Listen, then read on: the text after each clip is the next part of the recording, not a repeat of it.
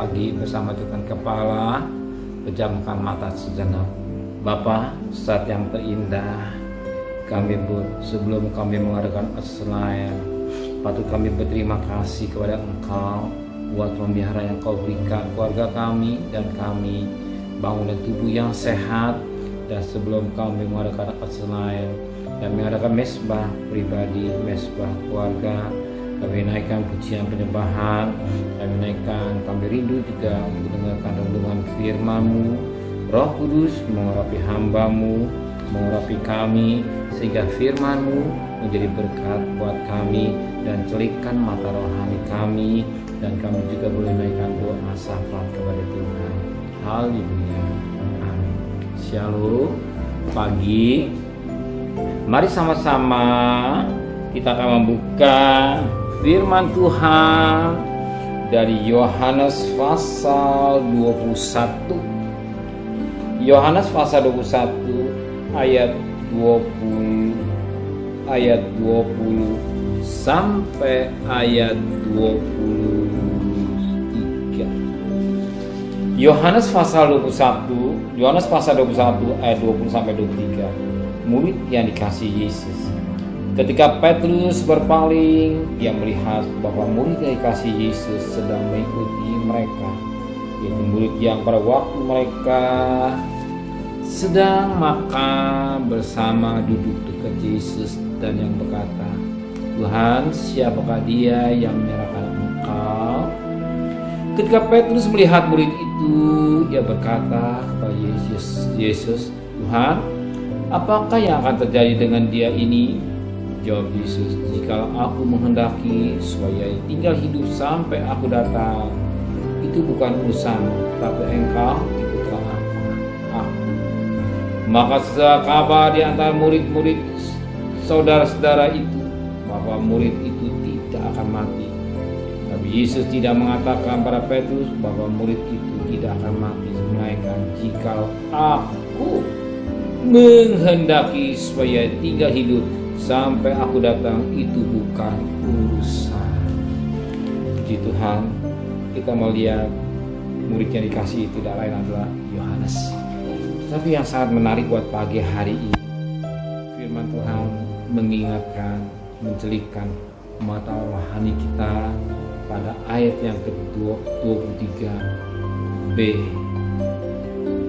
Tapi kita baca 23 saja. Maka tersebarlah kabar di antara saudara-saudara itu bahwa murid itu tidak akan mati, tapi Yesus tidak mengatakan kepada Petrus bahwa murid itu tidak akan mati, melainkan jikalau aku mendaki supaya tinggal hidup sampai aku datang, itu bukan urusan mereka. Puji Tuhan, yang sangat menarik pagi hari ini, katakan pada ayat 23b, jika aku menghendaki supaya Yohanes tertinggal hidup sampai Tuhan datang. Di sini terdapat satu berkat, semua dalam kuasa Tuhan, semua dalam rencana Tuhan. Kenapa? Sebab Alkitab itu bukan urusanmu. Jadi semua ini atas kehendak Tuhan atau rencana Tuhan dalam hidup manusia. Bahkan pagi hari ini dalam hidup saudara. Ingat, saudara bertindak,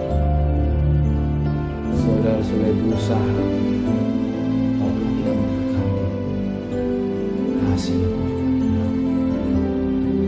bukankah pokok berkata lelah, tapi firman akan hanya mencari.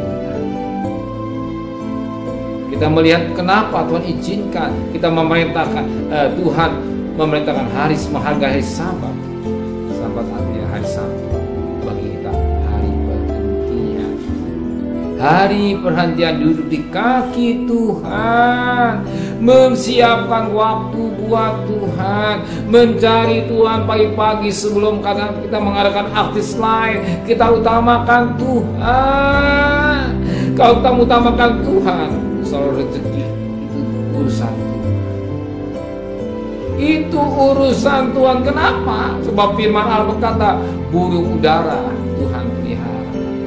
Bicara makan, minum, itu dari bangsa-bangsa yang tidak mengenal Allah. Ingat, kita mengenal Allah. Apa di Bapa di surga, Dia tahu. Jadi kehendak kita lakukan semua, kita lakukan kehendak Tuhan, dan Tuhan akan berkehendak dalam hidup kita. Tuhan juga akan mencukupi segala kebutuhan rumah tangga saudara.